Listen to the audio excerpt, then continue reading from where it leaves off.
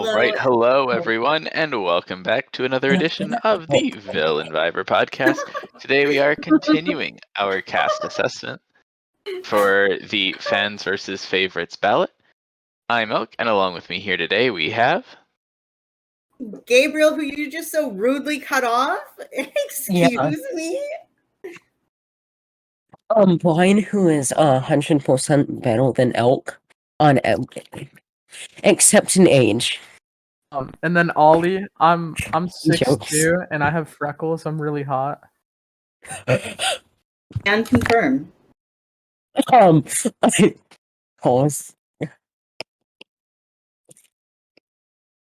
Go for it, Elk. All right, so for those of you who were here joining us yesterday, we walked through a number of the players on our Fans versus Favorites returnee ballot and talked about them. We're going to continue today with the remaining players on the ballot that we didn't get to yesterday. I believe we have roughly 20 or so players still to discuss, so if you haven't heard about your favorites yet, today is your chance. All right, so we will kick it off with a season 1 player who I think me and Brian will be the only ones to comment on. Yeah, I can add. You want to introduce him? Yeah. Wait, let me see. Make sure. Literally, I can actually talk about people now. Wait. Oh yeah, you talked a lot. Let me make sure. Let me make sure I know who it is. I can just say DM who me. it is. I'm just gonna say who it DM is. me. I'm just gonna say who it is. It's Seabass. It is. You stole my moment. You stole my moment. Can't believe you. I'm sorry. Elk stole my moment, so I just had to get revenge on somebody, and I am a bully, so I pick on those weaker than me.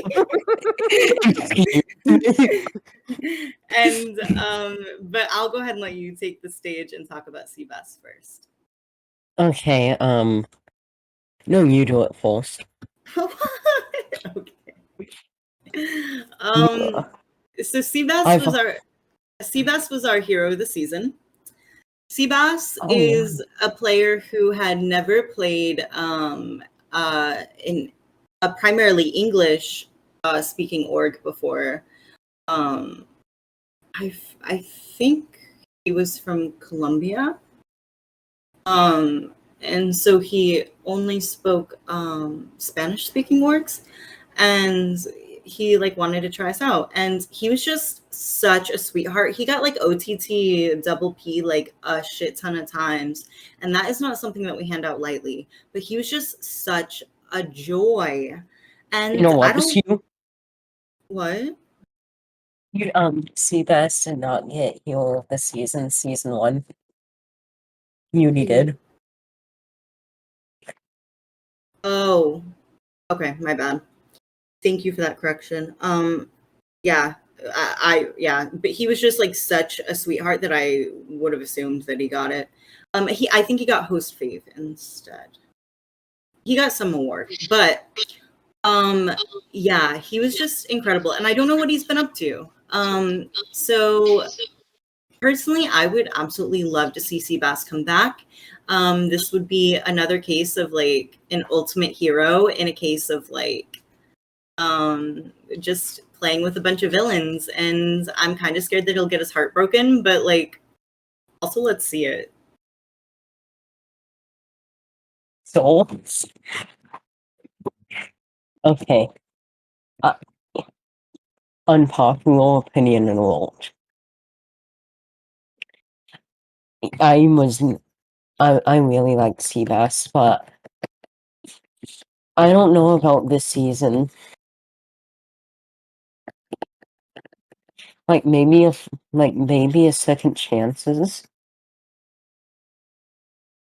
I don't know. Wait, because wasn't Seabass Omega logged? I really don't remember. I think so. Yeah, so I feel like a second chance this season would be better. I'm not going to go off topic too much, but like what I don't understand about some of y'all's thought process is why is it mutually exclusive? Why can't people be on both? Wait. Oh, I thought Lit- they could only be on one or the other. One of the other. Yeah, I thought it was. Well, I thought it was technically, if. yeah. Second chances is only if you played once. Not here. Oh, it's called second chances, not like try again. Well, this is going to be Villain Vibers season 9. Try again. Is that really? Okay. No, it is Gabriel, I'm gonna fight you Our on that second later. chances season, should it occur, whenever it happens to occur, will be focused on people who had like unfinished business, iconic eliminations, etc. Like even regardless of whether they played once or more than once. When we say second chances, we basically mean unfinished business. Yes, Elk gets it. SH. Clearly, this has split the room. But anyway, anything else about Seabass? Okay, I need to say something real quick. To get like an autocast and an old, I need to say something. Let me DM you what I'm gonna say.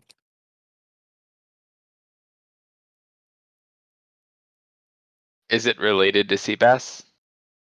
No, but I Oh, need well it. then, Okay, then we can move on to the next person while you're DMing that. No, Brian, no. Oh, okay. Okay, so the next person is Sophie. Sophie. Yes, Sophie from season 6. Anyone want to start us off? Yeah. I didn't really spectate season 6, but Sophie's someone I've played with. I also saw her boot. I definitely think she's robbed. She shouldn't have gone as early as she did. I do think that she did struggle a bit, but picked it up towards her boot. I think she's someone who would also be really fun to see in second chances, but I'd also love to see her sooner than later. I think she is somebody I'd like to see over others. Yeah, I think that Sophie was one of our interesting characters on season 6. I think it would be interesting to see how she plays if she comes back. Both comparing to the other season 6ers on the ballot and the ballot as a whole, I don't think I'd have Sophie on the right side of the line if I were the one drawing up the list, but I also wouldn't be shocked to see Sophie make the cast. Like, I think Sophie is probably going to be one of those bubble spots who's like either just in or just out of this cast. So with Sophie, I mean, I like Sophie. I just, with some of the other season 6ers, honestly, I said it a few times last night. I'll say it again. It's a game I've seen before. It's a game I'm not interested in seeing again. No hate towards the game. It's just like something that's like really common and just doesn't stand out. And like the confessionals weren't anything like super special. It's like for a season especially like this, like, and don't get me wrong, Sophie was like robbed for sure, but like I would just prefer someone who was a little more memorable in this season.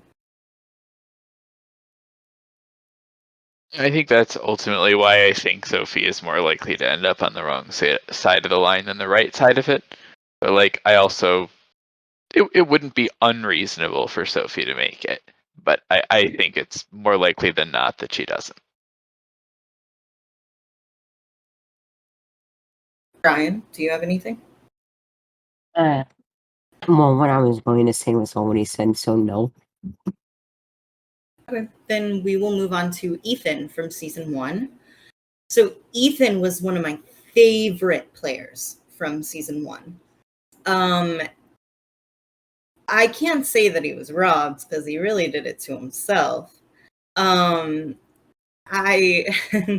He overplayed so hard. Oh my god, so hard. And he was unfortunately one of the people who. So in season 1, they took out all the active players pre-merge, so we were left with inactives in the merge, and he was a casualty of that. He went out right before merge, and I'm just gonna give a quick like rundown of his game because like no one watched season 1, and you shouldn't have.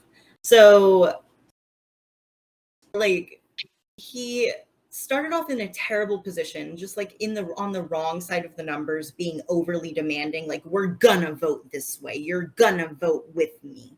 And everyone was like, fuck you, we're not gonna do what you say. And he just like held this, and someone ended up throwing a vote on him the first tribal, and he would not let it go for like 6 tribals. He's like, who did it? Who did it? Who voted for me? Who voted for me? And everyone was like, get over it. But somehow, well, there was a joint tribal, and he gained power and got the other tribe to flip and vote out one of their own.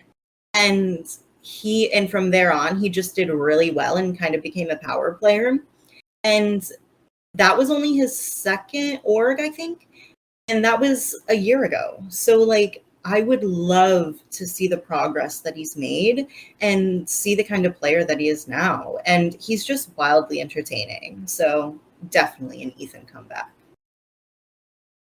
Honestly, based on that pitch, like that is one of the kinds of players I'm most interested to see in a season like the one we're building up to, where you've got the player who like overplayed a little bit, like he's here to sort of clean up the pieces, put things back together in a little bit of a different way, see like, okay, how can I improve on that? Like, how can I turn my Godfather game into a more play from the shadows kind of game, find a way to find a little more space. And I think that if Ethan has learned from his first game and is able to like correct the things that went wrong, I mean, players who played a little too aggressively the first time around and came back and played a cutthroat killer game the second time around, like those are some of the great Survivor winners on the actual show. I would love to see it if Ethan's able to pull it off here. Brian, you're the other person who watched season 1. Do you have anything? I don't remember season 1. I was a child. Well, yeah, I don't remember season 1. Only thing I remember about season 1 is Uni. And how can I not remember Uni? You just talked about Seabass and he was on season 1. That makes no sense. No,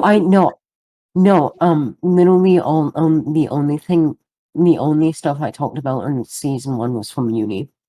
Literally, Uni ran to me in DMs and said, that Uni said that I had got host, hero of the season and not Seabass. Oh. So I said it. So, yeah, I have no idea about season 1, I forgot. Good to know. Okay. Then we'll move on. So up next we have Skylar, who played season 6.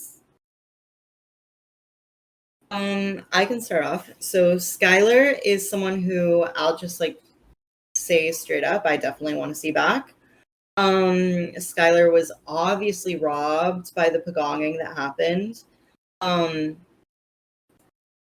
thought that Skylar was going to win the game from early on, up until like a round or two before their boot, like, and they're just like really good at the game, like really good, while also being an entertaining player because they're villainous in like a talk shit kind of way, which doesn't always fly here, but we make it work. And so it's like a fun character to see. And whenever Skylar like got into that fight with Neuron, oh my gosh, that was prime time entertainment. So I want to see shit like that again because Skylar, while they're very good at the game, also is not afraid to be OTT. And those are the kind of players that I just absolutely adore. Yeah. Leaning into that, I've seen Skylar play multiple times here and other servers. And if there's a fight on the season, Skylar is a part of it. Whether they started it or didn't start it, they normally have the last laugh. They are extremely fun. And whether they flop or dominate the game, they're going to go out swinging. And that's somebody I love to see. I'm definitely going to be happy if Skylar makes the cast.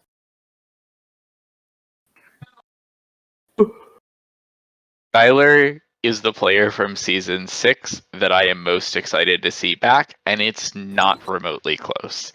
I really want to see what happens if Skylar gets to be in a spot where they aren't just facing this like slow death march of a Pagonging that basically took over portions of season 6.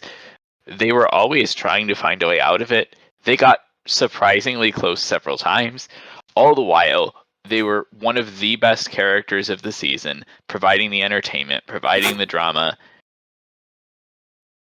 If Skylar ended up one spot outside of the votes somehow, I would say that that's evidence we should have made the season larger. Like, Skylar is the player from season 6 who just absolutely needs to be on this season. I think head and shoulders above the entire rest of the season 6 players on this ballot, Skylar stands alone. Yeah, I agree. I think that if Skylar doesn't make this cast, that they are probably, at least for me, the first person we ask back for a second chance. Brian? Oh, what? I was arguing with Tala. Yeah. Skylo is not the first person I would want to see back. It would be Noan. But, because I'm just a leader of the Noan fan club, how can I not? It's called Neuron Nation. But Yes. No, yes, I'm better. Yes, I will fight you for that title, but not going to go on another land. Yeah, I would love to see Tyler Black, Kylo Black, the Skylo back. I can't talk tonight. I don't know why. all right. Good. Yeah. Oh. So up next we have. Oh, can I say it? Can I say it, please? Go for it. A player who took greed, Uni. Yes, yes. Uni stands wise up. You can go now, Gabriel. I just wanted to say that. Wait, can I go? Can I push you off the stage? And can I talk about Uni first? Yeah. Go for it. Okay, pushes Gabriel off the stage. Uni, not to be mean, like, I love everybody here equally. Uni is my favorite person. Just hands down.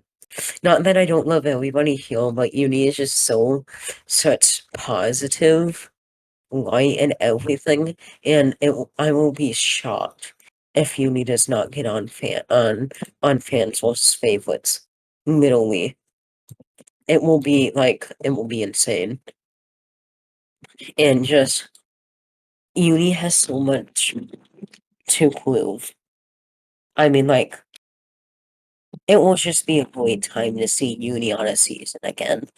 To be honest, I would love to see Uni on a season again. Okay, helps Gabriel back on the stage. Passes the microphone. I mean, Uni is like a Villain Viber legend, you know, like.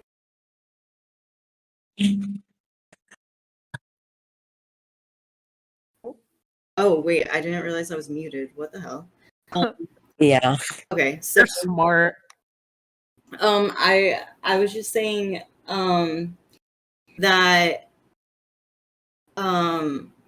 sorry, Adderall wearing off. So Uni is just like a villain Viver legend in general, and absolutely an org legend. So it's like it would be iconic to have her back. And she's this hero who you never know what to expect from, because her mind is a fucking enigma. Oh my god. I wish I would pay good money to just spend 20 minutes in there and figure out what's going on. And I don't mean that as an insult. Like I love the way that she thinks, and I want some of that serotonin. So like, Therapist brain is coming out right now.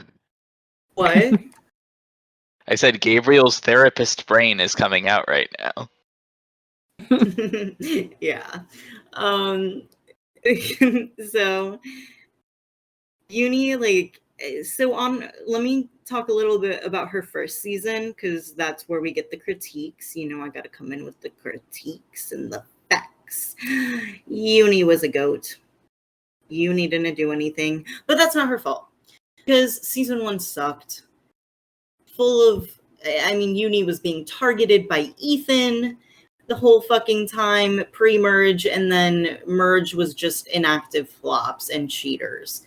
So what was she to do? Like, she had no choice but to be a goat. And then she came back in season 4 and just was such an agent of chaos for no reason, even though she was set up so well. And and again, we have this situation with like a hero in a cast full of villains. And it's like, I want to see it happen. And also, I want to say, just from playing with Uni, she puts on this hero persona, but don't let it fool you. Literally.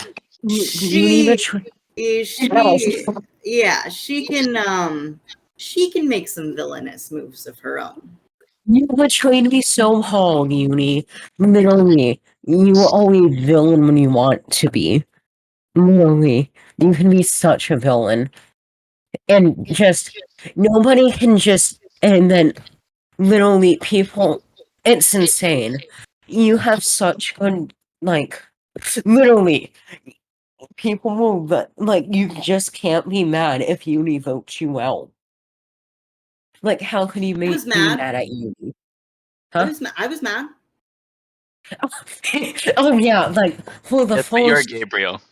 yeah, like you might be annoyed for a little bit, but then you just go back to being the number one Uni stan. Like literally, it's just how could you not forgive Uni? Well, Uni also robbed me of $20, so screaming. I would have won if I would have won that season if Uni didn't vote me out. I was robbed of $20 by Uni. So So I'm going to say this first because Uni would want me to say this. We don't talk about S1 and say that in the rhythm that Uni would want you to say that in. But no, quite seriously, like Uni and her unique personality in this server, get it? Yes, I had to say it that way. Are just one of the most like memorable, iconic things about this server is the way that Uni has been part of this community so extensively and so thoroughly for so long. Like both in her 2 seasons and out of them, Uni has really been a huge part of the community of this server, which we talked about with one or two people in our previous episode here. And also just like being one of the biggest personalities, being someone who has grown in her ability as a player and who has continued to be just a fantastic character and someone who everyone loves spending time with. I definitely think that no one more embodies the word favorite, especially from this server's perspective, than Uni. Did Uni win in the Villain Viver Awards, like the season, the 1 year reunion? Who won the ultimate fan favorite? Was it Uni? The overall fan I favorite? think it was a tie. I think it was a tie between Uni and Lex, I want to say. Uni and Roman, I think. Let me double check. Roman and Uni. Yeah. So Yeah. literally, like, Uni is the favorite of this season, of like this server. Ollie, do you have anything? Other than that, I love people who take greed. No, not really. Okay, then we will move on to Jake from season 6.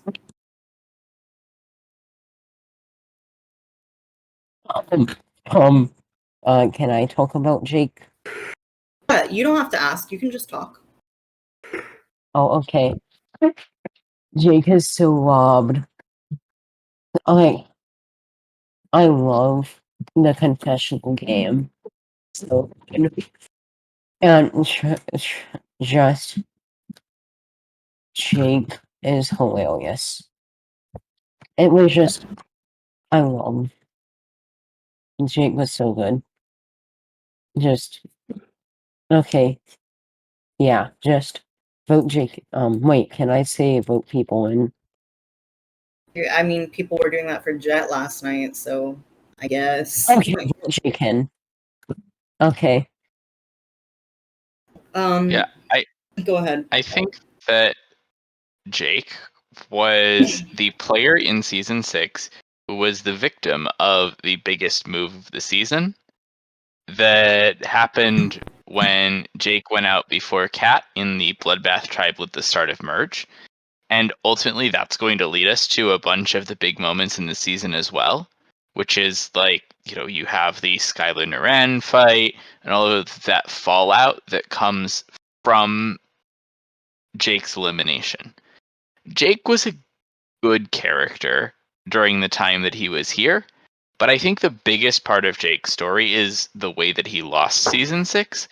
But like, that's definitely like someone who is going to be coming in hungry, right? Is going to be coming in with this, wolf-like energy, ready to just try to change the way things played out and see if there will be a different ending this time for Jake than last time. And I think it would be interesting to see Jake back. I think that if I were the one picking out of the long list of people we have, I think Jake is going to be in one of those bubble spots, either barely in or barely out.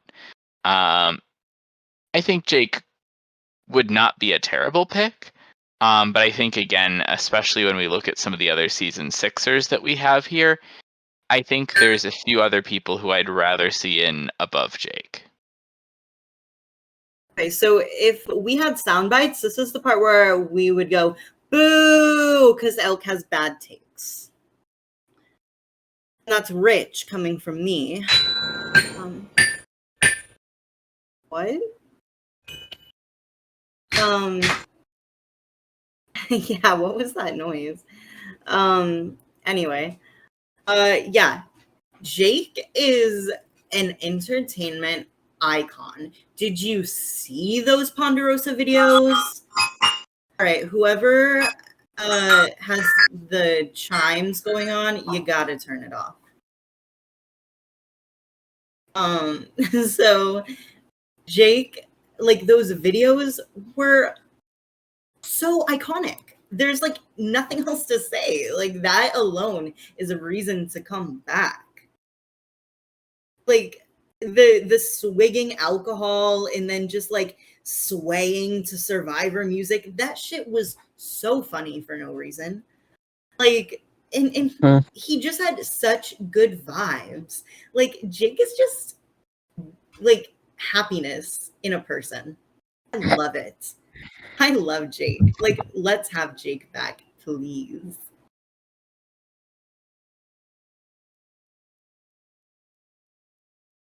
Ollie?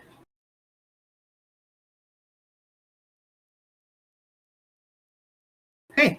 We will move on to Ha from season 2. This is a popular one. So we're going to tell everyone to quickly grab a musical chair before we start this conversation on Ha. Yeah.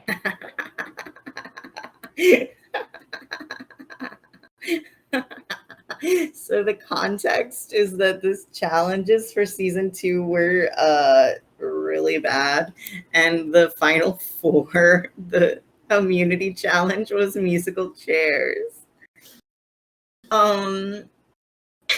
Yeah. So that's like the only reason that Ha lost. If that wasn't the challenge, Ha probably would have won the whole season. Ha was our player of the season. Ha played such an incredible game. Like, such a dominating game. We talked yesterday about the move that Ha and Mark pulled off against Snowy. Like, if I remember correctly, that was Ha's idea. That was Ha's plan.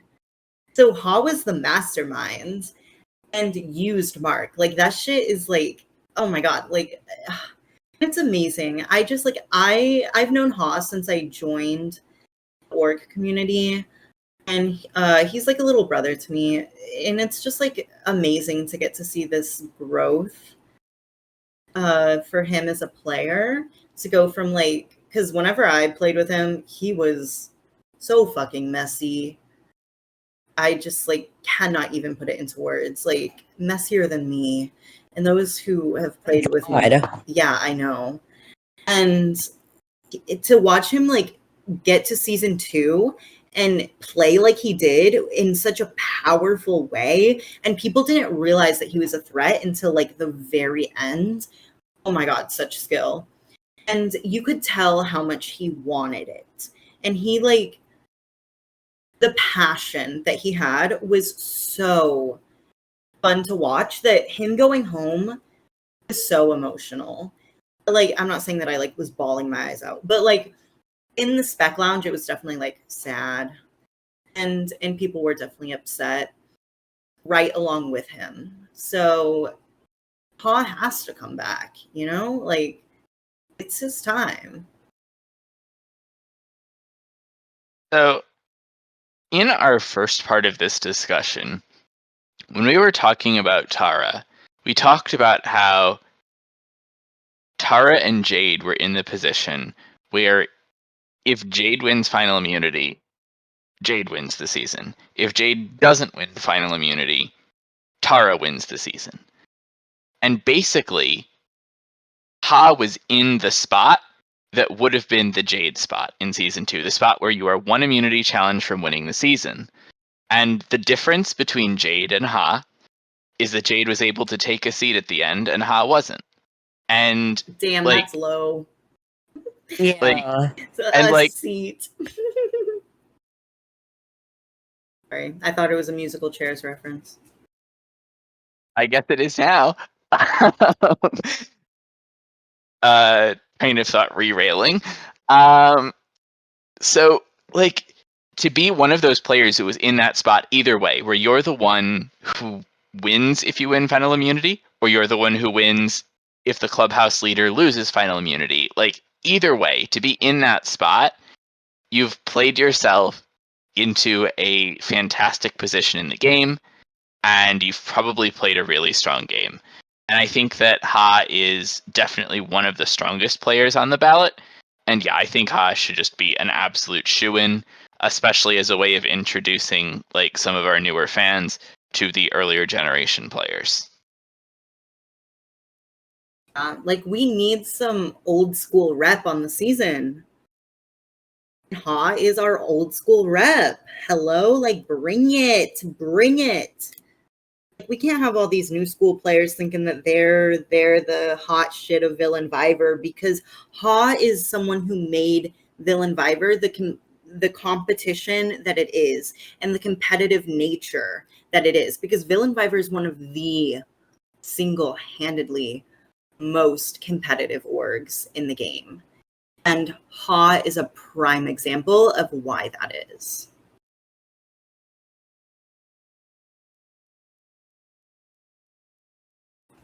Anyone else?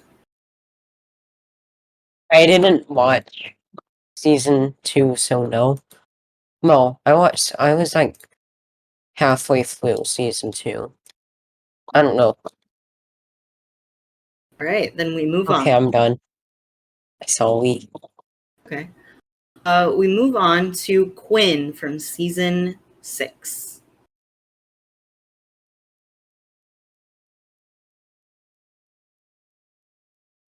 Anyone want to take the floor, or should I? Sure. I'll go Yes. ahead and I'll go ahead, Brian.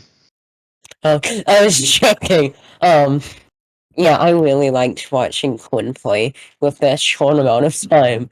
And I loved Dumb Bitch. Wait, was that the name of the bot? Let me see. Something asshole. Let me find it. It was AA, I think. Yeah, I loved Annoying Asshole so much. It was so funny. But, and then Quinn creating all the memes was so good. Iconic moment. It was just, I love it. The Quinn recreating all of the memes. It was just, and then Quinn being in VC a lot, getting more of that personality was just so good. Okay, yeah, I would love Quinn in this season. It seems like by now it's almost a villain Viver tradition that someone who was a very early boot on the season was still, despite that, one of the biggest characters on the season, was fantastic during their very short stay in the game, and I think Quinn is the person who exemplifies this possibly the best of anyone that we've ever had. Someone who was in a very strong position within their tribe in the early part of the game, had a majority alliance, and basically only got taken out through a double tribal, being a big personality in VC, making like the ridiculous reaction imitation video confessionals, and on top of that, being someone who has been wanting to play this org since before they were old enough to play it, and finally got the chance, only to have it cut short by like the joint double twist. Like, I think that Quinn is one of the players that like we really need another look at. Someone who we absolutely need to see again and see what happens when Quinn gets the chance to continue shining for more than just a wink of time. I by far, like, one of the biggest shocks, in my opinion, was fucking like Quinn going home fucking a second. Like, I obviously, to like everyone who drafted as well, because Quinn, I think, was the most drafted person. So yeah, it's just like Quinn needs a return. Like, Quinn is full of so much personality. Quinn was the life of the Monokuma, or not Monokuma, of the, what was the name of the other one? You saw me? Yeah, damn, that is so sad. Was the name, was the life of the Usami tribe at the time. And she just like, I don't know, she's just so much fun. She pours her heart into confessionals. She does video confessionals. And I'm not saying that you have to do video confessionals to get on a Villain Viber season. I'm just saying, like, some people who do them, like, make them really exciting. So I'm just, like, definitely a Quinn fan. And also the way that she has waited since, like, season 1 or season 2, when she was 15, she literally has been part of the community since then, waiting season after season after season to play, and then gets in, and then gets voted out in the first tribal. Mm-hmm. And her reaction to that was so heartbreaking. Oh my gosh. Like, I don't want to put her on blast, but the way, like, she was like, this isn't real. Like there's a comeback twist. Like, and we're like, it's been so fun watching you play. And she's like, well, you're gonna get to keep seeing me play. And like, she kept like denying reality. I was like, stop this! I can't handle this.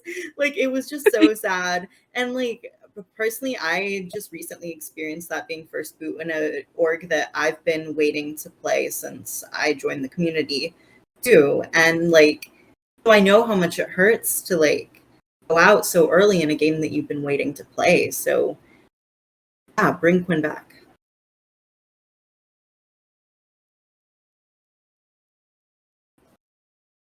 Up next we have Cam from season 2.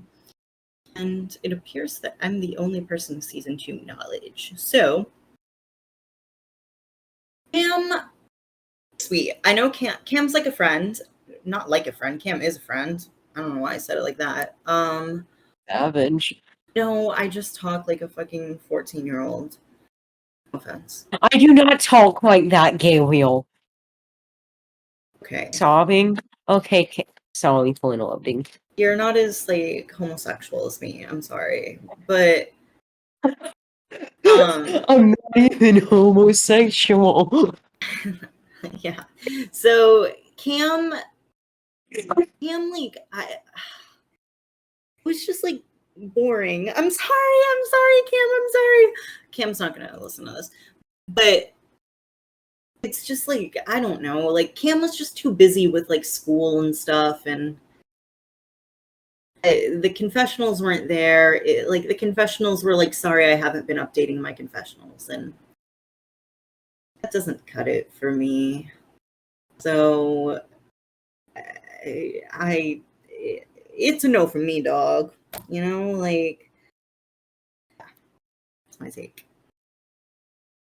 There's a lot of players who, long after their seasons are over, their names come up over and over and over again.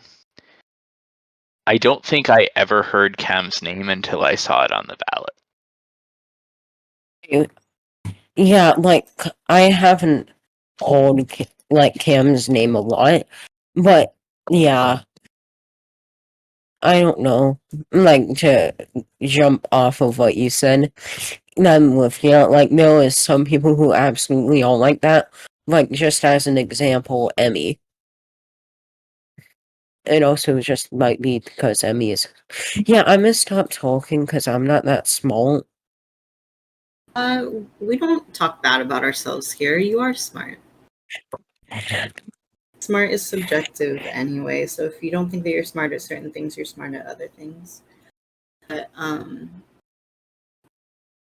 yeah, Cam's like lovely as a person. Obviously, I just like don't know enough about their game to like warrant coming back, and wasn't enough of a personality to warrant coming back either. So sorry, Cam. But other people might feel differently. Go vote. Democracy. So up next. Gabriel's like one step away from pulling out the Pokemon Go to the polls here any second now. Was that an Elizabeth Warren thing or other? I have no clue who said it originally anymore because it's been said by so many people now. I forget where it came from. Okay. I was about to say it was what's her name? Yeah, Hillary Clinton. Okay. So up next we have Roman from season 5. I can start off with Roman. So Roman fought like hell. Roman knew that she was fucked. And quite frankly, she was fucked. Now, I do think maybe she could have pulled some strings, but not really. Like, there was not much that they could have done. So, but that didn't stop them. Like, they still fought tooth and nail to the very end. And that's what I love. Like, the grit, the determination. And also, like, Roman doesn't play for like to win. Roman plays to make friends, and she's one of those people who I genuinely believe whenever they say that, because you can see it in her gameplay. Like, she's a vastly loyal player. I mean, her and Nay were thick and thin, and before that it was her and Toaster, and before that it was her and Iris, and before that it was her and Regan. So like, she will ride or die to the end, and I just adore watching her play because she fights so hard and she just cares so much, and she is a good player. She's a great social player, and she does have the strategy aspect. Is it as refined as other people? Maybe not, but it doesn't need to be, because she has the personality to overcome that, and people value a social game more than they do a strategic game anyway, so it doesn't matter. I just like, Roman's a catch, Roman's a doll. Roman back, and Roman, it was also voted with Uni one of the overall fan favorites of all fan favorites in the server. So clearly people like her, and it's not just me. And it was a slam dunk vote for that too. Like, it was like, the second that vote went up, I was like, oh, like, okay, how many votes is Roman gonna get? Like, it's out of all the players who could have been up for that, of course it was Roman who got the votes. Like, this wasn't some, shocking vote. This was, oh yeah, of course it's Roman. Like, who else would it be if not Roman? Like, Roman is one of the most popular players we've ever had. And despite being loyal and despite trying to make friends, Roman was also in very good chances to win. Like, it wasn't like Roman wasn't a GOAT. Roman played a more heroic leaning game, a more loyal game, without being a GOAT in doing so, right? Roman was an active player with agency in the game, who loyalty was a tool in her belt and a motivation to her, but also, like, easily one of the fan favorite and host favorite players we've ever had. And I would just, at the risk of sounding biased, just say correctly so. Like, Oh, sorry, go ahead. no, just like, it just feels obvious to me that Roman not only is but should be one of the most popular players we've ever had.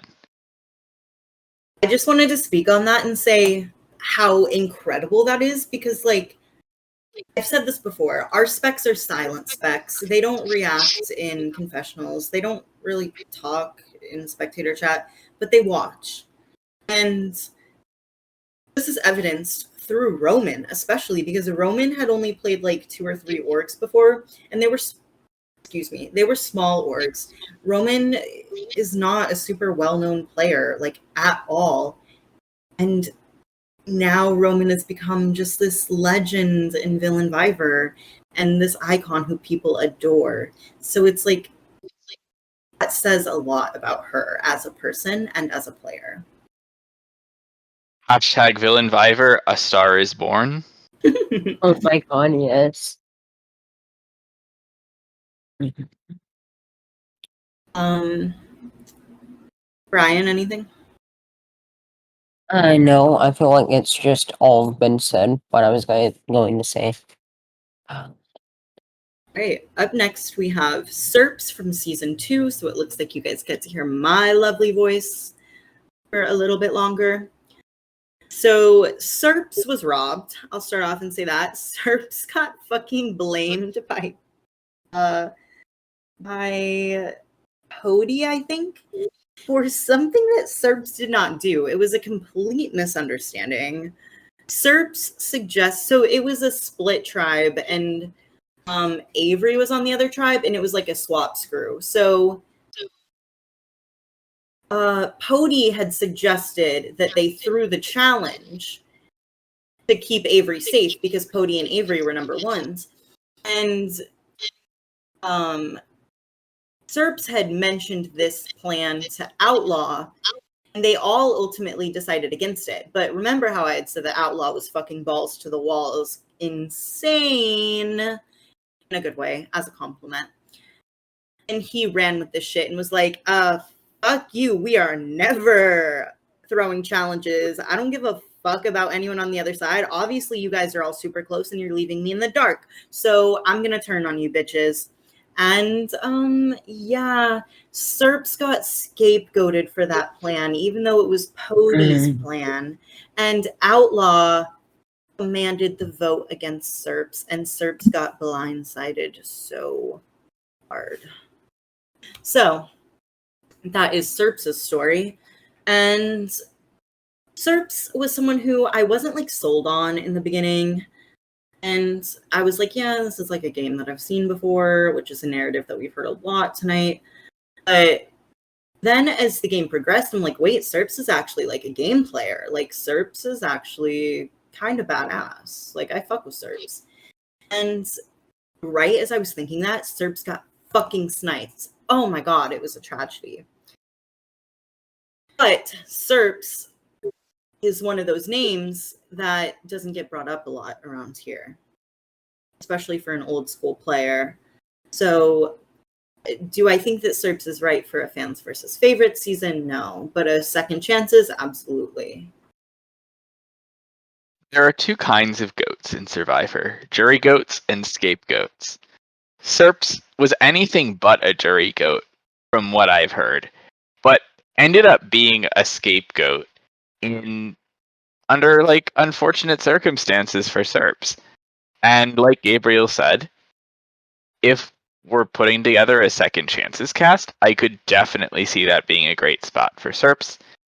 I just don't think that Serps has the name recognition to really like hold a candle to this one. I think that's like all there is to say about it. So up next we have Regina from season 5. Can I talk? Go for it. I have known when like I talk to Regina so much, and let me go tell Regina that we'll talk. What? Yeah, I'm telling Regina we're talking about Regina. But yeah, just Regina is such a favorite. I think, and just such an icon in villain revival. But I feel like so many people love Regina. But there's also the case of I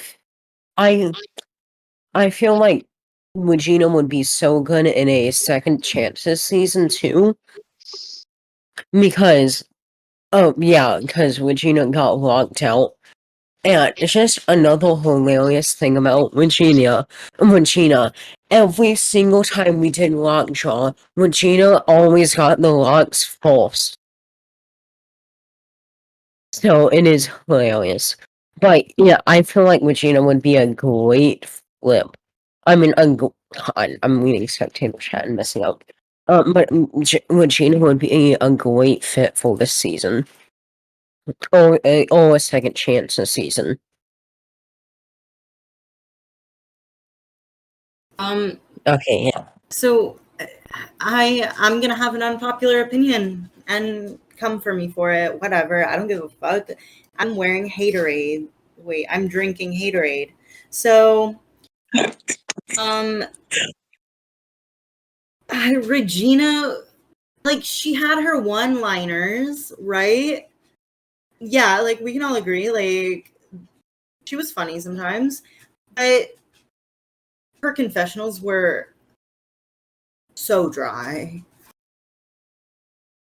One-liner every 3 episodes, and then answered the questions to fulfill the requirement, and then disappeared. And let's not beat around the bush, people. Regina was a goat. Cara had her 2 goats. She had Ariana, and she had Regina. And Regina would have followed her to the end and happily lost to her. I'm pretty sure Regina knew that she had no agency in that game and was never going to win. And we talked about this last night. I am very against bringing goats back, except for the case of Jason because of how entertaining Jason was. And Regina was entertaining sometimes, but not round-the-clock entertainment. So I love Regina, but no. Yeah, I think that like there was definitely an iconic exit for Regina in terms of the rock draw, and especially like the whole final destination of the rock draw, where repeated simulations of the rock draw over and over again, it was Regina losing rocks, Regina losing rocks. Like there's a very, if Villain Viver is a horror movie, like Regina getting rocked out is one of the big like Final Destination, Jaws music plays, shark fins in the water moments. That said, like there's just so many big players and big characters that I don't think Regina is in like the upper tier of the season 5s on this ballot. I think I wouldn't be shocked to see Regina make it. Regina's been a big part of the server and the community and has spread like a lot of very good energy in a lot of places. I just think that Regina falls into the camp of being like a little bit overshadowed in the season of Villain Viver, and that I would be surprised to see Regina make the cast, but I wouldn't be shocked. But can I just butt in some more? Mm-hmm. Just the whole story of like Regina being banned on the birthday. Like, Regina, so you were banned on your birthday, right? I I'm don't know if 90% sure. someone being banned is really like advocating for them to be cast, right? Oh. I don't even know what Regina got banned for. Yeah.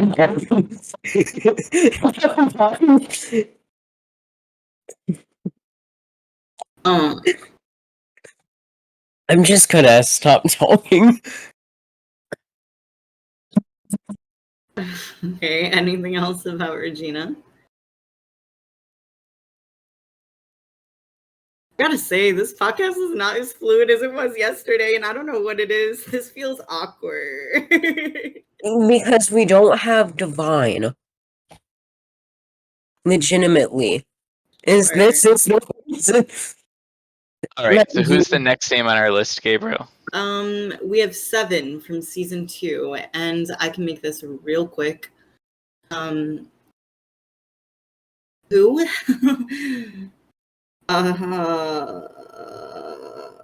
Please, not Ha saying who is 7, and Ha was in her season. Yeah, 7 said like one thing per confessional, and it was like 5 words each, like episode. 7 like there were people like on her season who didn't know who she was, like in the game, like during the season. So I just there's like not much to like say. I don't think that 7 made the impact to make it onto fans versus favorites. Yeah, I haven't even heard of 7 until seeing the name 7 pop up on the ballot. Like, I just... Okay, next. Okay, so next we have Nimki from season 5.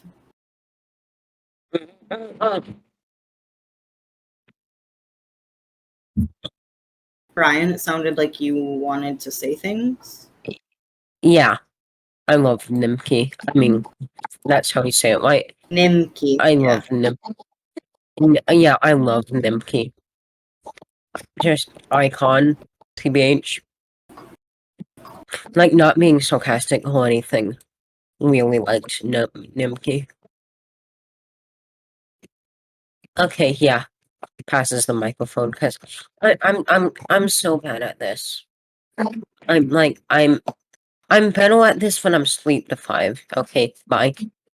Okay, so when we did the cast assessment at the start of season 5, if I remember correctly, I was very excited about Nimki, like during the cast assessment, like wanting to see how Nimki would play on the season, fit in with the tribe, like be in a good position.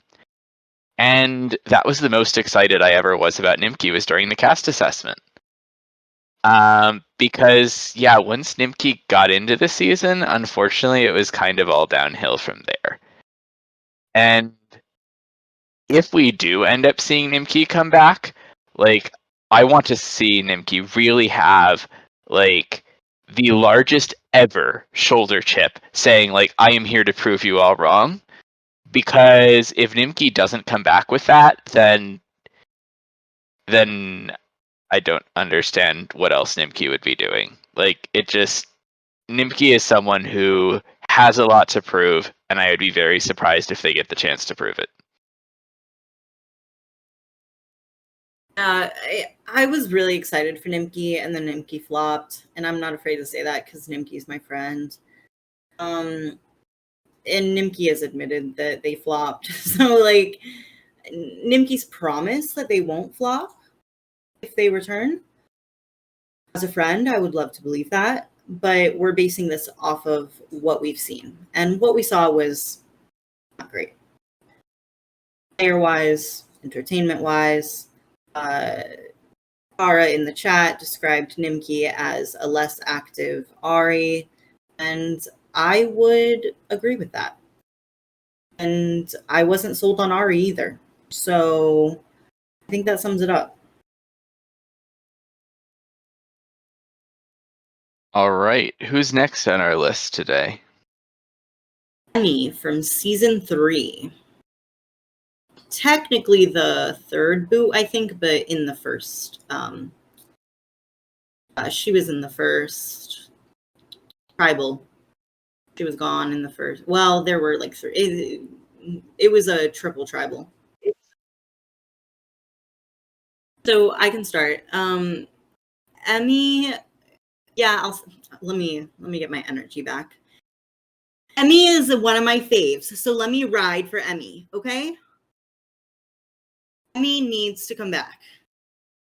Because wait a second. Let me just go to character rankings real quick and see where Emmy and see where she placed, because I'm pretty sure it was like 4th. Yeah, I think it was like top 5. Absolutely, like top 5. Sorry, I'm scrolling as fast as I can. Emmy was 3. Third. Emmy was 3rd Yes. place in character rankings, and people fought me on it a little bit, I'm not gonna lie, but it generally wasn't contested. So because like Emmy was just like chaos, but like a controlled chaos, because Emmy didn't really do anything wrong. Like Emmy just like was playing the game, and everyone turned on them for some reason and then made them out to be this like huge villain, and it was all because of Nikos or Zalek. And like it was just over from there. So Emmy was like, I'm gonna scramble, and she did, and it didn't work, and she said, I don't give a fuck, I'm gonna continue to scramble, and managed to get Marcus on her side even, and successfully made Zalek paranoid of almost everyone on the tribe. almost everyone, because, drum roll please, Emmy held the tribal hostage. Yeah. Emmy said everyone had put their votes in within the first couple of hours, and Emmy was like, all right, fuck you guys. We're going to sit here for 24 hours. And everyone was like, come on, put your votes in. And Emmy was like part of it and was like, yeah, come on, put your votes in, put your votes in. Meanwhile, Emmy was like, I don't care. I'm just like not going to like, like, we're going to sit here. So like Emmy is just, and oh my God, I can't forget this. Emmy kept a Google Doc of every DM with every player. So yeah, like how can we not have Emmy back? And Emmy is also just like an iconic member of Villain Viber community. Like everyone knows who Emmy is. Emmy has been part of production for a while, which like doesn't up your chances or anything, but it makes you more visible. And like Emmy's just like, you know, like bites everyone. Like let's see it. Let's see Emmy bite some people in season 7. Yeah, I think that Emmy, like holding the tribal hostage, we talked last time about if we had to make like the 15-minute DVD of the combined highlights of Villain Viber, the moments that would make it on there. Emmy holding the tribal hostage is one of the top moments on that DVD. One of the most, oh my God, what is going on here moments. And also just like the whole cataloging every single DM. I don't think I've ever seen that kind of dedication from even some of like the biggest players I've ever seen in the community. Like that is incredible dedication, incredible like attention to detail in a way that shows like both as a player and as a character. Despite going out first, I would have really high hopes for Emmy on a return appearance here, and I am beyond excited to see it. Can I talk about Emmy even though I wasn't spectating for season 3? Of course. Wait, what? Can I? Yes. Okay. Literally, like, I feel like everybody knows my opinion on Emmy. I love Emmy, to be honest. Literally, it's just, I just love talking to Emmy. It's just a great time, and I just like being on production with Emmy. I literally, when when Ballot came out and like people left to play fans versus favorites, I want to ping Emmy to talk about marching band because I still thought Emmy was on this season. I'm in production, but yes, I would love to see Emmy on this season and finally see Emmy play. If anyone has a score to settle, it's Emmy. Like there are scores to be settled. Oh, and Emmy will come in with a vengeance to settle that score, trust. But not in a villain way. Just in a determined way. In a like, yeah, in a I am here to show that what happened the first time is like not what I deserved way. Yeah. Anything else on Emmy? I don't think so, no. Right. Then we have about 4 left. So up next we have Mino from season 5. Oh God. So on a few minutes ago, we talked about a player that I was extremely interested to see what happened to them during the cast assessment. And that was the highlight of my experience about them, was getting to make predictions during the cast assessment how their season would go. And honestly, Mino is that, but even more so.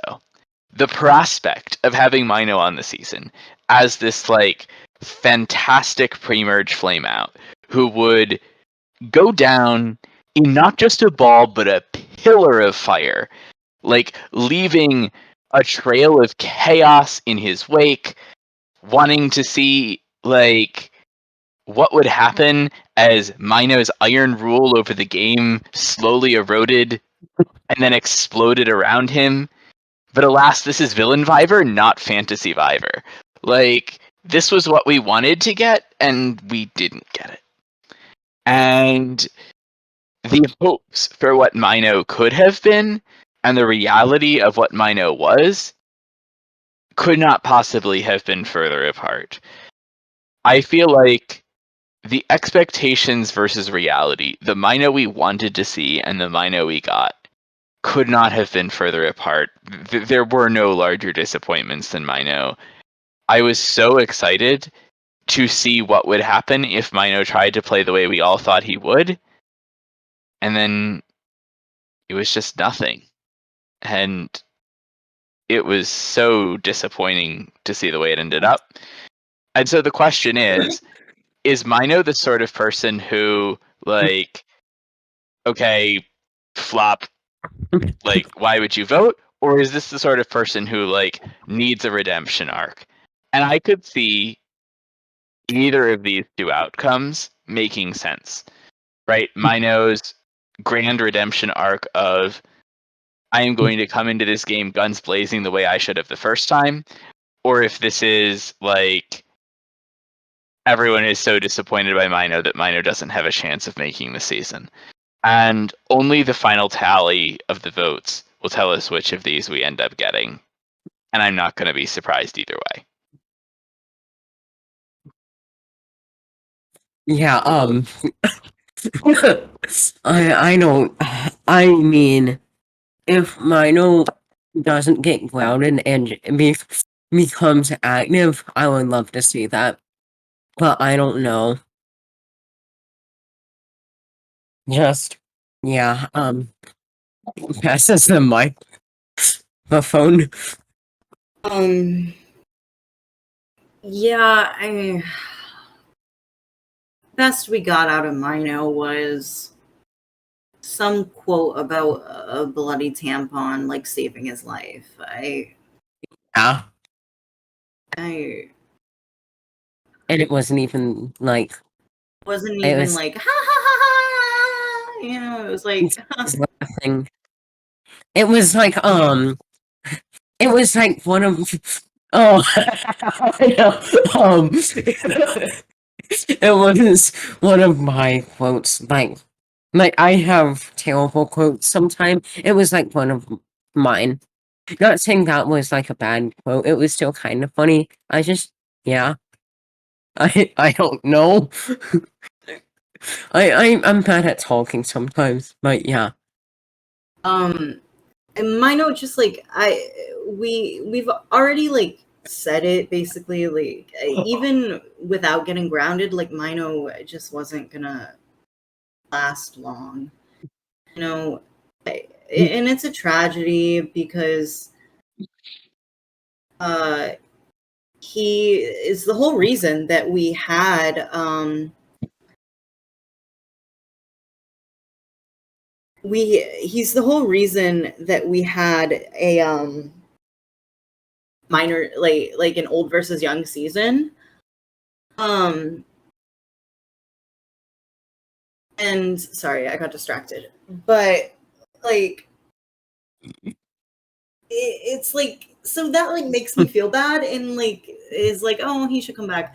But he's just, like, not on the level of other players. And I hate to say that, but, like, it's just, we know that he'd get first boot.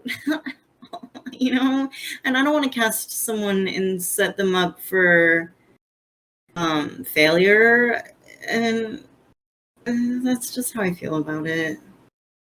I mean, there are definitely people who are cast with the expectation of being spectacular flameouts. That does happen. Yeah, but I don't think this is a case of that. Because that, yeah, I haven't seen Francesca's season. But sorry, that was in response to a spectator comment. But because, like, I'll be straight up, we cast Mino thinking that he was going to be one of those players who was like a spectacular, like, potentially first boot flame out. We let Emmy walk so Mino could run, and it didn't happen. And like, once Mino was active, he like told everyone that he played 45 orgs for, and then would send one message a day. So yeah. God, if Emmy walked so Mino could run, Mino stood on the starting line. I don't think Mino knew where the starting line was. Yeah, it was just, I expected so much more, sadly. Like, it wouldn't be, like, I don't know. Just, yeah.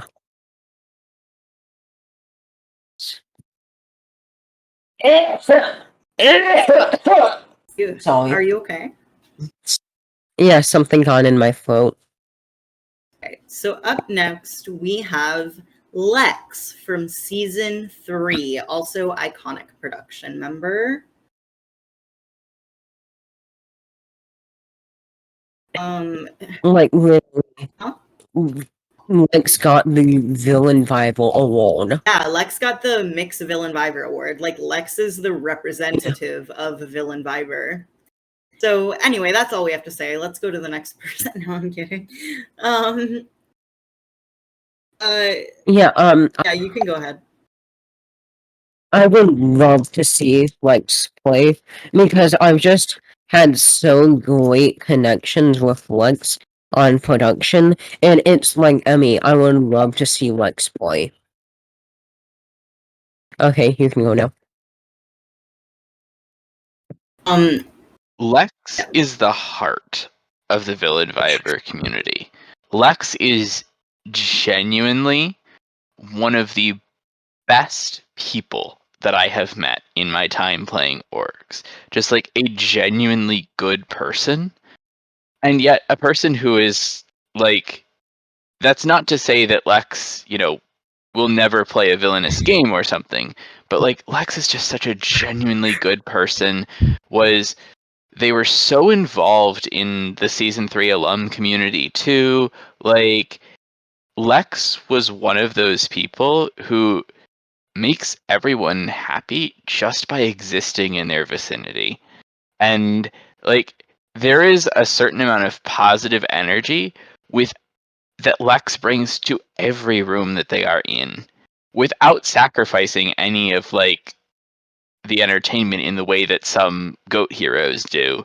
Like Lex's exit from the season. Like, how many more heartbreaking exits have we had from Villain Viber than Lex's? Like, it is Lex and it is Sun at the list of Villain Viber heartbreak. And like, that was such a shocking, like, getting to a spot where multiple people were immune or rewind advantage was played. Like, Lex just got colossally devastated by circumstances out of their control, and despite it all is one of the most positive presences we have.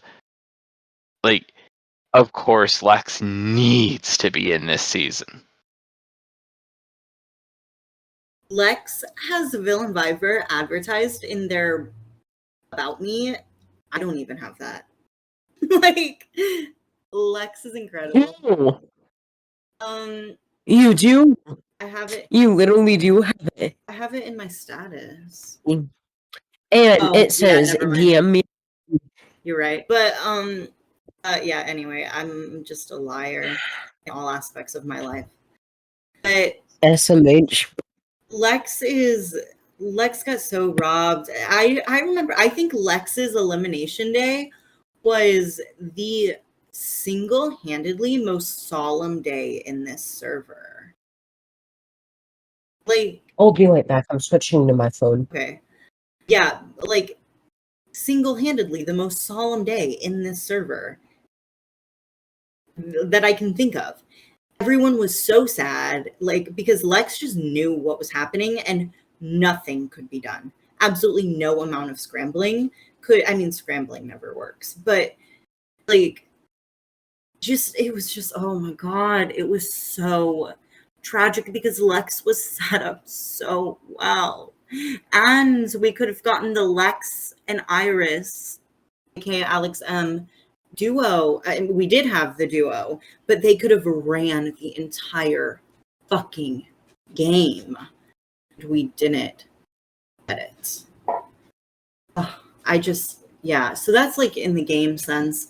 And then Lex continued, I'm just gonna like reiterate what Elk has said, but like Lex has continued to remain very active, commenting on things that happen in seasons, not only season 3, but every season after that. You know, like Lex talks about the season with people outside of the server. Lex is Villain Viber. And some people might say that's not a compliment, but it is. I think it is. Lex is everything good about Villain Viber. So to not have Lex on the season, I will publicly call the specs stupid and get my org canceled. Wait, please. This is what gives me happiness. Don't get the old canceled. It's already happened, so like, let's just do it again.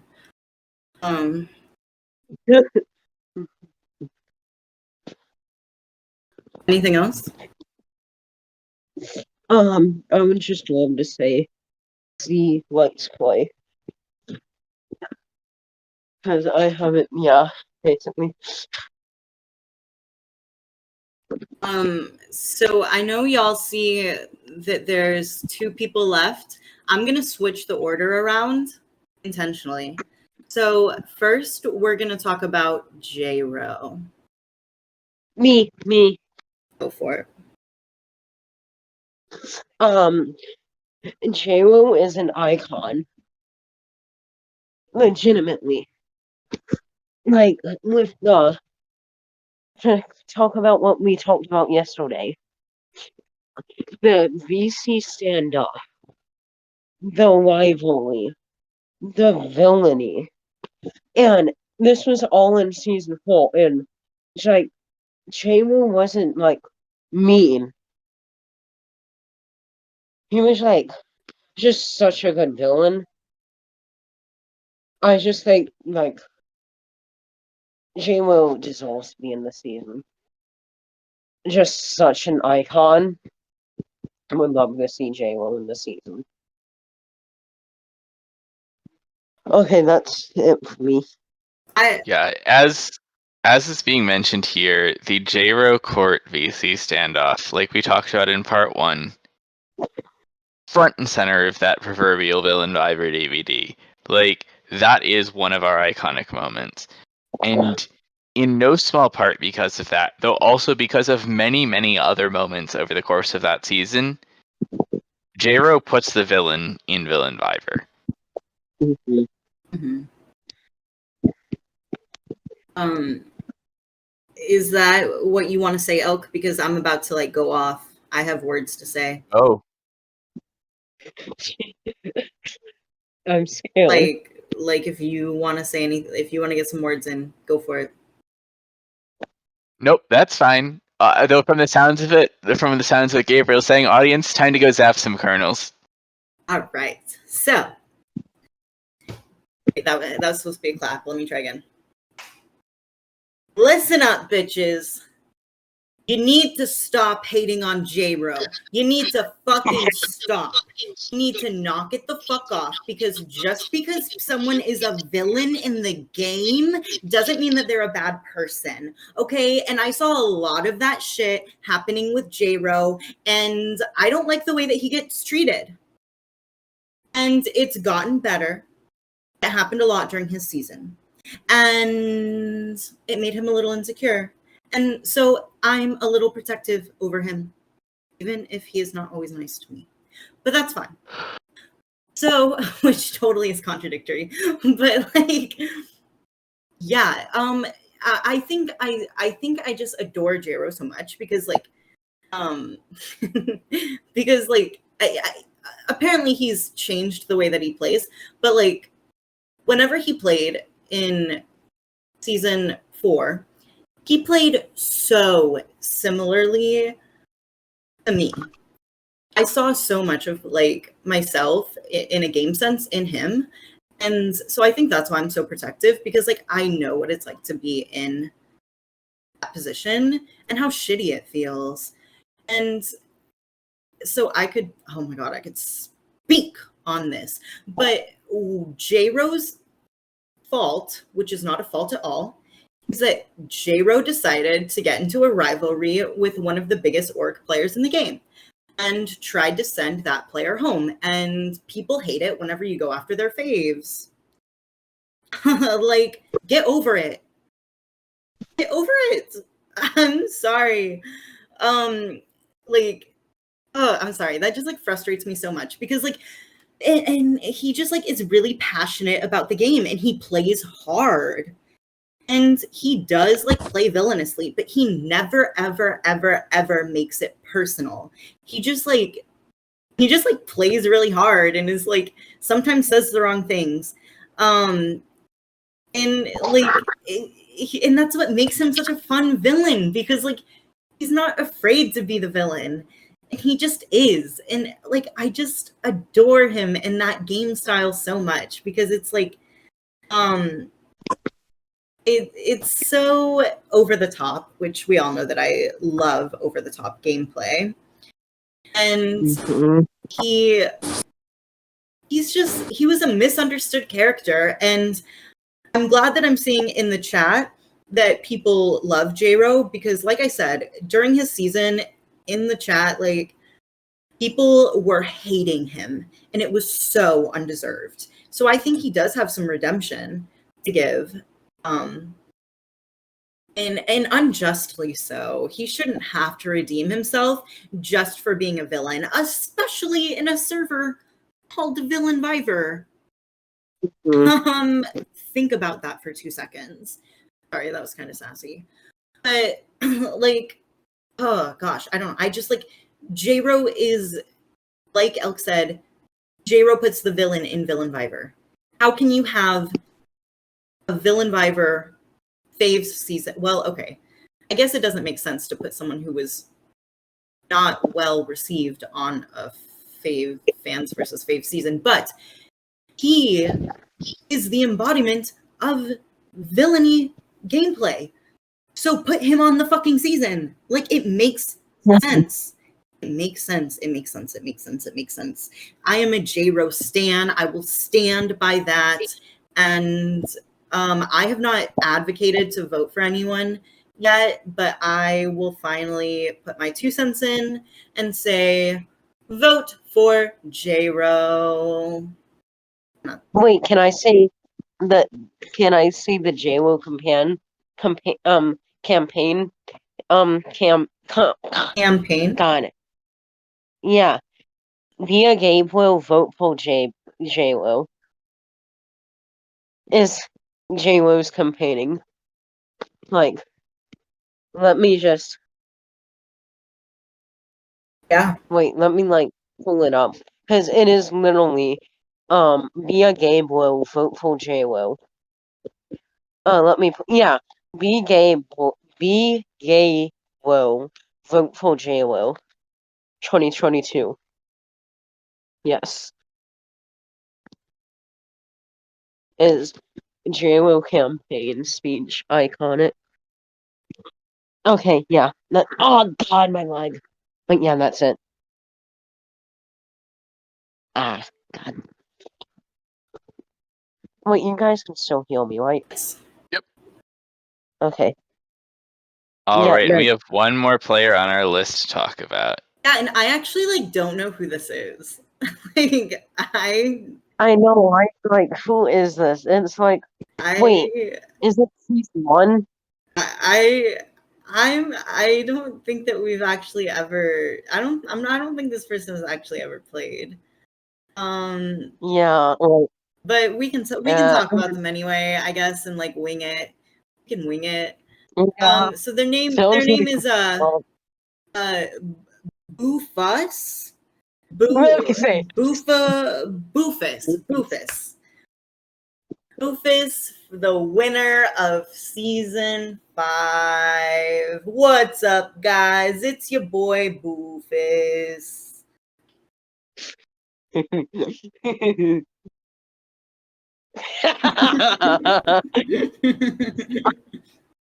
Sorry. Boofus, we can take that win away. We can take that win all away, right? We don't get one. Try me. Jokes. Anyways, yeah. Vote Boofus in. Boofus is an icon in the iconic sense. Like, I think Boofus is our best winner, to be completely honest. Because, like, Boofus acting like he should, like, you don't know anything is just such good. And you, like, he won his first all. That is insane. And, like, literally, Boofus acting like, oh, he just doesn't know that much. And using, who was it? Was it, Colt? By saying, like, because somebody helped him write his Rose. speech. Yes, Rose. Oh my god, Rufus became my favorite little that it's just such Rufus is such an icon. I feel like he's one of the best people to ever play heel. Okay, yeah. Me something over Rufus is over. Yeah, I think that Boofus is one of like the biggest presences in the Villain Viver community. Someone who's always around, always has interesting and often hilarious things to say.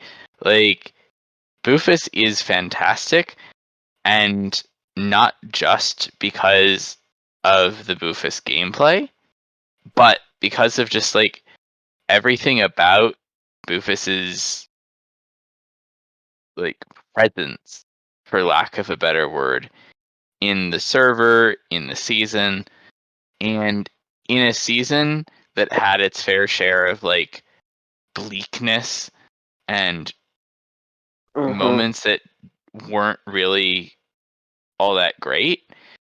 Like Boofus became a shining light of that season in a way that like gave a lot of people a like something positive to add to a season that was admittedly kind of a mess at times. And not only that, but like the thing was that whenever you hear Boofus talk about the season on the rare occasions that he does, like you can hear the wheels turning. You can hear the Boofus brain going the way Boofus thinks, and it's so fascinating to watch as like you just see new levels behind the stuff that Boofus was thinking, was saying, that you didn't even realize the first time you read it or saw it. It's like, oh crap, like this was the tip of the iceberg. Like there was so much more I didn't even realize. Like my mind is like exploded right now. And it's always so fascinating to watch his mind just tick away. It's incredible. All right, so I guess it's my turn to talk about the Boofmeister. Does he even call himself that, or is that just us that call him that? Wait, can I say one more thing quickly? Go for it. I love making nicknames about Boofus with Boof, Boofy, Boofman, Boofmeister, Boof the Doof, Boof. And there was one more I forget, but yeah. Yeah, Boofasa. But yeah. I think Boofus Rufus came is- up with Bufasa, but anyways, but yes, so many nickname potential and just such a big presence in the Soho. Okay, you can talk now. Okay. Those are great nicknames. Sorry, that wasn't like a but it was just like a placeholder. Anyway, so Rufus, he doesn't like where I have him on winner rankings. But I'll be honest, I don't think he's a bad winner. I just like don't understand his game. It was an under the radar game for sure. And I mean, we all know how I feel about under the radar games. I personally like people who are in control for most of the game. And I mean, I like a good underdog every once in a while, but I like people who are over the top and loud about it. And Boofus just wasn't. And, you know, I respect that. It's just like not my favorite style of gameplay. With that being said, Boofus was a great character after I threatened to pull him from the season for not using his confessionals. That was so funny. My God. Yeah. Because then he started doing like video confessionals, and those were pretty fun because they weren't like fucking an hour and a half long, and they were like entertaining. So yeah, Rufus is obviously a staple in the Villain Viber community. He says that he hates all of orgs. He hates orgs, but he hangs out here all the time. So, you know, Boof puts on this tough boy exterior. He's this alpha male who, you know, but I think deep down inside, there's a soft spot, and that soft spot is for Villain Viber, because he said that he would never play an org again, ever, ever, ever, ever. But here he is on the ballot for Fans versus Faves, season 7. That's interesting. And so like his campaign is like, vote for me because this is like the only time you'll ever get to see me play again, or else. He's just a very unique personality. You know, like Brian said, he had this strategy which is so much fun to watch from new players if they know how to utilize it, of just playing dumb and being like, I don't fucking know anything, and while letting everyone else do things for you, and you're secretly soaking up all of this information, and people just like think that you don't know anything. And he was like really good at doing that, a little too good if you ask me. No, I'm joking. But and then like whenever he lost J-Ro, who was his number, well, they were a duo, begrudgingly, and he like pulled out the stops and started playing his own game and proved that he was able to hold himself up as his own player and knew what the fuck that he was talking about, because he had no choice but to show his cards at that point, and he did a damn good job of it. So much so that he made it all the way to the end, where people did not think that he was going to win.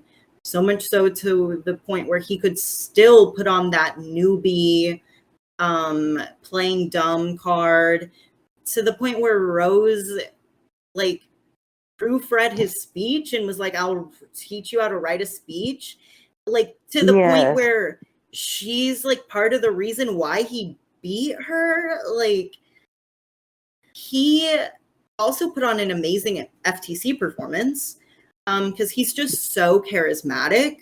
Like, even though Boofus is like really mean to you, like really mean to you, that's just because he's an alpha male. You can't help but love him. You know, you can't help but want to be around him and want to be friends with him, which is some weird psychology shit that needs to be studied.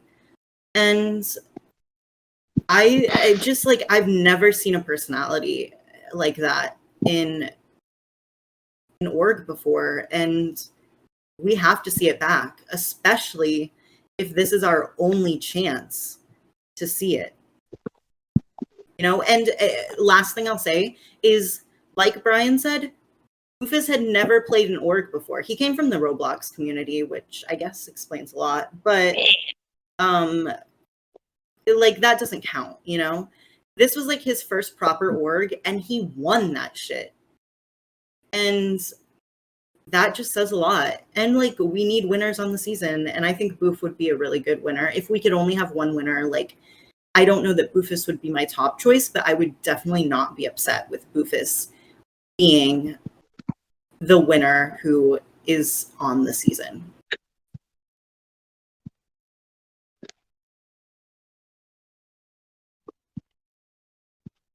Yeah, I would just love to see Boof on the cast. Just so fun to see. It would like it would be unlimited, like those movie fatal things where they show it, like the last day, that limited edition Boof thing. I don't know. Just I want to see Boofus play again. Yeah, obviously we saved the best for last. I'm not like, I don't like meta target him like for me saying that. I'm just like making a joke, but like I don't know. It'd be so interesting because he hasn't. All of these other people have played orgs, to my knowledge, since their season. Boofus hasn't. So what we saw of Boofus last time is going to be pretty similar. Maybe not. You know, people can always play differently. JT from the actual show Survivor is a great example. But, like, I don't know. I feel like what we saw is going to be similar to what we're going to get. And I just want to see that interaction with all of these different play styles. And I don't know. He's just like I know that Lex is like mix Villain Viver and is like the face of Villain Viver, but Boofus is definitely a runner-up because Boofus pours a lot of like his, at least like his org time online into Villain Viver, and I think that shows a lot of dedication, which is something that is worth noting and should be appreciated by having him back on.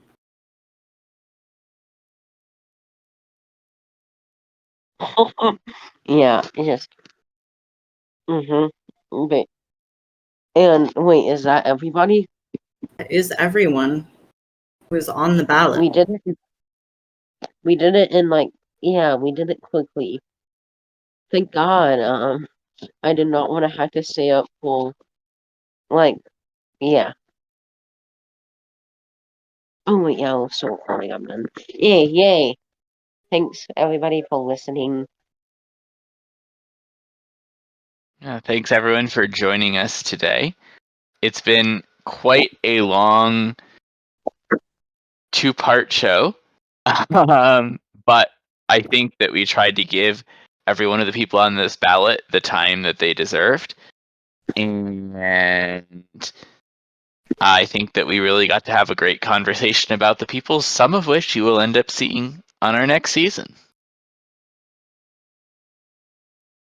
All right. Yeah. Thank you so much. For those listening, don't forget that if you're listening, obviously before season 7 starts, and you are a new player, you've never played Villain Viver before. Wow, I say a lot. I'm bad at this, but the applications close August 31st, which is in 5 minutes. A week from now. So get those in, and then the game starts not this upcoming Saturday, but the following Saturday at 5 p.m. And it's going to be one hell of a season. It's our first like proper returnee season. So it's gonna be fucking excited. Get your apps in. You want to play with some of these players. You just heard about all of their games. Like, don't they sound fun? Play with them in the sand. So that's all that we've got for you. This has been Gabriel. This has been And this has been the God among everybody Brian. I'm so egotistical sometimes. All right, bye.